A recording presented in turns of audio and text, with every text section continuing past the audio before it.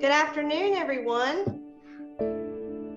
Thank you so much for joining us for today's conversation on former service member suicide prevention.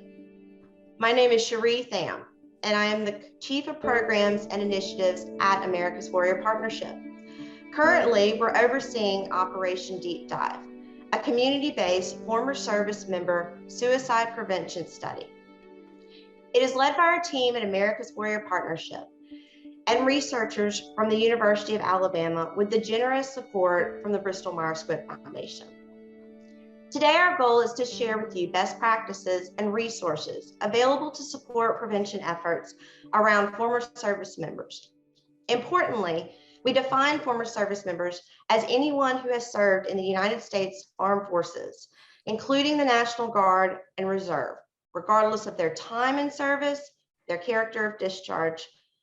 We use the term veteran, former service member, and warrior interchangeably throughout this discussion. As we discuss suicide prevention efforts, I encourage our viewers to type out any questions in the comments section. We will answer as many as we can live, and any that we can't get to today, we'll address directly in the comments. Without further ado, I'm pleased to have Amanda Marr with Alaska Warrior Partnership join me today for this conversation. Amanda, please tell our viewers a little bit about yourself. Hi, Cherie, and thank you for having me on. I am born and raised in Alaska and am very passionate about my outdoors time here. I am an Army veteran, and I was a medic when I was in. I returned home and became a nurse on the GI Bill after I got out. I shifted from nursing to this role here at Alaska Warrior Partnership in October, as it was clear to me that veterans in my own community were struggling to access resources. And I wanted to do something more to directly impact that. So now I'm the program lead for Alaska Warrior Partnership, and I've been more than satisfied with the support and encouragement I've received by both Alaska partners here, and then as well as my own organization on a national level. This topic hits very near and dear to my heart, as many community members here have been, including myself, have been affected by the death of a service member. And I'm honored to join you today to discuss former service member suicide and self-injury death prevention. So thank you for having me on. Yeah, and thank you for being here. I can't tell you how excited I am to discuss the work the Alaska Warrior Partnership is doing to support and advocate for former service members and veterans, and then also how we can work together as communities and partners to develop upstream approaches to prevent suicide among our former service and veteran population. Before we begin, Amanda, Alaska is quite a unique state, and and the veteran population within that state is also quite unique in terms of resources and different barriers, but also support systems. Before we begin, would you please tell our audience a little bit about the veteran population of Alaska, a little bit about how the uniqueness and the support is? Of course. So Alaska is home to more veterans per capita than anywhere else in the nation, and more than twice as many women veterans per capita than the national average. And the needs across the various age groups here, and I guess really everywhere, differ, where a younger veteran may need education and employment assistance, where an older veteran may require better access to healthcare and benefits application assistance. Alaska Warrior Partnership is serving a state the size of a third of the US, and the geography of our state, both by distance and topography and transportation barriers, all of those can create many obstacles to accessing resources. And we're aiming to help bridge some of those gaps. And some of it can include things like the state director at the VA had been instrumental in creating agreements between the South Central Foundation, sort of native healthcare system, clinics in rural Alaska, being able to serve veterans that were non-native. So it's requiring kind of a multifaceted approach to meet those needs that are very unique, where you can't just go, well, a veteran needs help in Antioch, let's just build a VA there. That, that doesn't work. So we have to kind of approach it differently. And that we've talked on previous Facebook Lives and in multiple other conversations that I've been involved in around rural veterans and the isolation and that comes along with that element, particularly in Alaska. Basically, the whole thing's rural, right? And you got what, maybe 2 or 3 roads, but mainly you've got your planes and the sleds and the little ski mobiles to get from place to place, which adds to the difficulty of accessing resources, right? For our rural veterans and our rural communities in Alaska. So the healthcare system that you just discussed, I mean, that's major value add, right? Because there's more of those than there are private hospitals or VA facilities or something like that. So yeah, I think that's a very unique and very powerful thing that Alaska has been able to do. Great. Thank you. So share with us a little bit about what Alaska Warrior Partnership is and how you support the veterans in Alaska. Yeah. So for one, I can't let you get off saying little ski mobiles. That just can't happen. I wanted to say we call them snow machines here. There we go. So as far as some work that we're doing here, we do a lot of proactive outreach, and then in response to that outreach, we get calls and emails daily from veterans in need of services, veterans that just want to be connected, family members needing support, and then supporters of veterans in the community wanting to offer their help. So we're kind of ongoing in all the work that we're doing in regard to the cases that we're serving. And then I'll give you an example of a recent and ongoing success. Recently, we were contacted by a female veteran that was just feeling isolated. She wasn't in crisis. She was employed. She really had all of her needs met per se in regard to financial, housing, all the things. But she just felt isolated. She felt like she really didn't know a lot of people in the community. I met with her personally and I listened to, as a female veteran, kind of female vet to female vet, and listened to her interests and needs. And then I started the search to find resources that fit what she was looking for. And then her and I, as well as another couple of female veterans here in a couple of weeks, are going on a remote fishing trip on a retreat with a partner organization called Higher Ground. And she'll meet other veterans. She'll be active in the outdoors.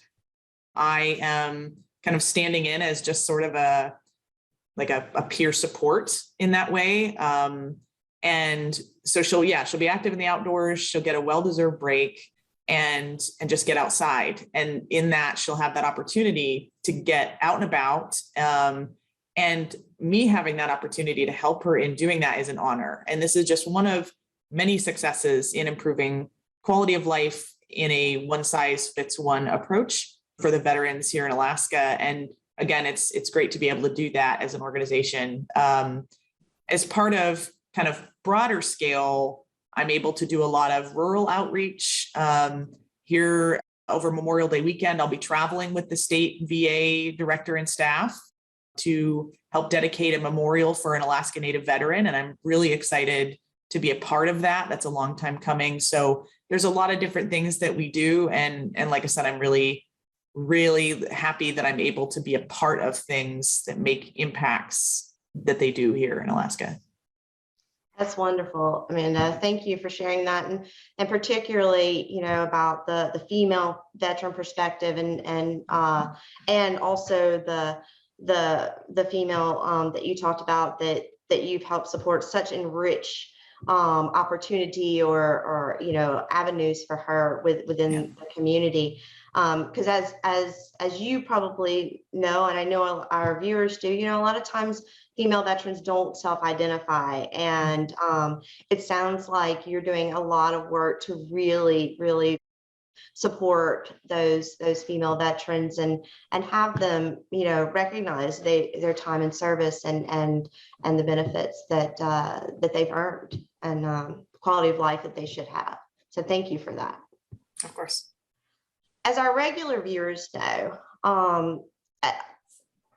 all veteran communities are unique and distinct, depending on where they are located in the country. We've kind of touched on this a little bit just a minute ago with Alaska. I think we should deal a little bit more into it because of the challenges that affect our veterans in different community or from state to state or city to city vastly vary from one another. You guys heard Amanda mention one size fits one. That's where this is when we're looking at an upstream approach for suicide prevention and improving our communities and improving the quality of life for our veterans in our communities. It's one size fits one to be able to support that. That ties into a little bit, as you guys know, with our goal with Operation Deep Dive, and that is to understand what these challenges are, and more importantly, address how community leaders such as Amanda and the other programs that she talked about and the VA can be a part of that solution. With that in mind, Amanda, with all of us working together on a community level to, upstream approach around veteran suicide and self-harm, can you tell our viewers a little bit more about Operation Deep Dive? Yes. So Operation Deep Dive consists of two components. The first component focuses on the gathering of state death data for 2014 to 2020. And it provides the DoD who verifies which descendants were former, and provides that to the DoD who verifies then which descendants were former service members. The research team is in the early stages of analyzing that data that they receive from 8 states so far. The second component involves conducting interviews with the relatives, loved ones, friends, colleagues of former service members who died by suicide or self-injury. And then collectively, data from both components will be analyzed and used to inform the development of upstream strategies to improve former service members' quality of life and then ultimately prevent suicide. Do you have any suggestions on how our viewers are able to get involved with this, particularly the interview process around Operation Deep Dive, and how can they become a part of our larger team that we're all building that focuses on ending veteran suicide?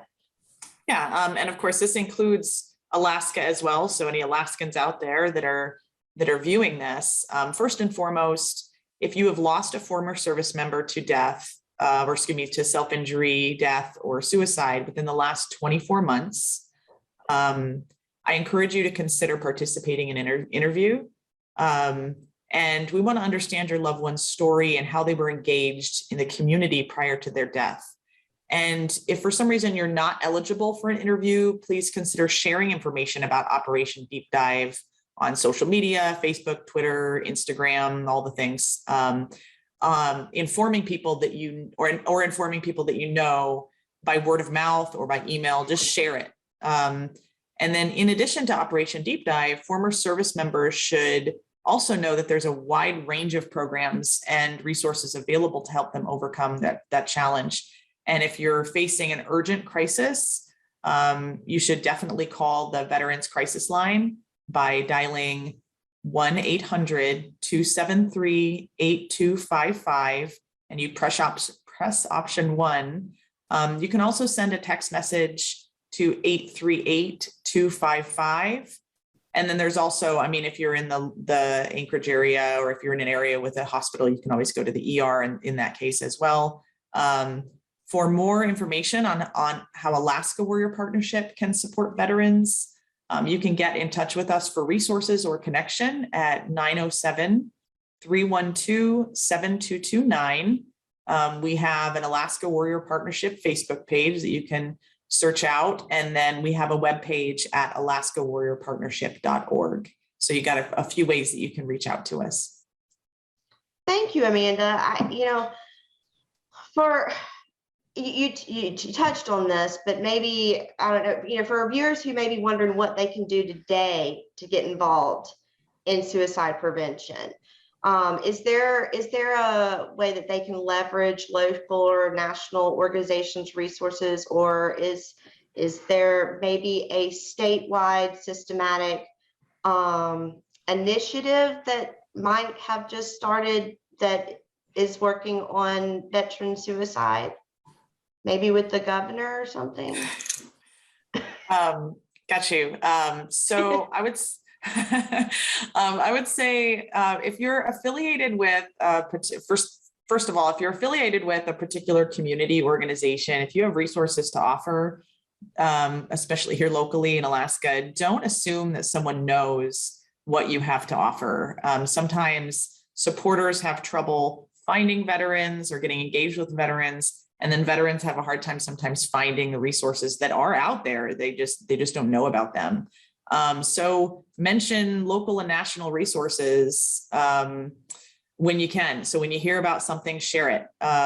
We Alaska Warrior Partnership will be starting collaborative meetings in the fall to kind of bring resource organizations and agencies together in sort of a roundtable so that we know sort of who's who in the zoo.